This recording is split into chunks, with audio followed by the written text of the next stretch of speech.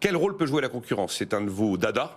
Je veux en dire un mot, pas trop long, mais... Vraiment un mot. Il y a deux leviers. Hein. Il y a un premier levier où malheureusement j'y crois plus ou pas trop, parce qu'il est très difficile politiquement, c'est ouvrir certains secteurs où la concurrence n'est pas suffisante, où on sait que les marges en partie relèvent d'un certain nombre de rentes. Je donne un exemple très concret, l'autorité de la concurrence l'a dit 1000 fois, mais c'est un exemple parmi d'autres, le secteur des audioprothèses, où on sait qu'il y a une tendance quand même inflationniste. Et puis vous avez un second levier, moi je crois plus à ce levier-là, qui est, et ça rejoint un peu ce que disait Christian tout à l'heure sur le fait qu'il y a eu du pricing power, être certain que dans certains secteurs, il n'y a pas des pratiques anticoncurrentielles, et notamment une pratique anticoncurrentielle assez classique, surtout en période d'inflation, c'est de s'entendre sur les hausses de prix.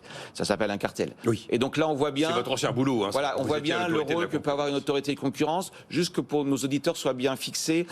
Statistiquement, je dis bien en moyenne, un cartel, ça fait monter les prix entre 13 et 15%. On ne parle pas de choses epsilonesques. Hein, oui, lutter contre les cartels, éventuellement également contre les abus de position dominante, qui en limitant la concurrence sur le marché, parce que quand vous abusez, vous évincez un petit, font monter les prix, vous avez quand même un levier qui est important. Et c'est peut-être pas un hasard si Biden aux États-Unis, quand il nous parle de son programme de lutte contre l'inflation, il vous parle aussi d'un autre programme qui est la réhabilitation de la politique de la concurrence. Alors, on le sait, aux États-Unis, vous avez des secteurs, et on ne parle pas du numérique là, on parle du secteur du poulet, le secteur du transport aérien, où vous avez des marges qui sont anormalement élevées. Confère tous les travaux de Thomas, notamment de Thomas Philippon. Donc je ne dis pas que la politique de concurrence c'est l'alpha et l'oméga, hein, mais vous avez quand même un levier qui, à mon avis, coûte pas grand-chose au pouvoir public, hein, et qui peut rapporter quand même en termes d'efficacité économique.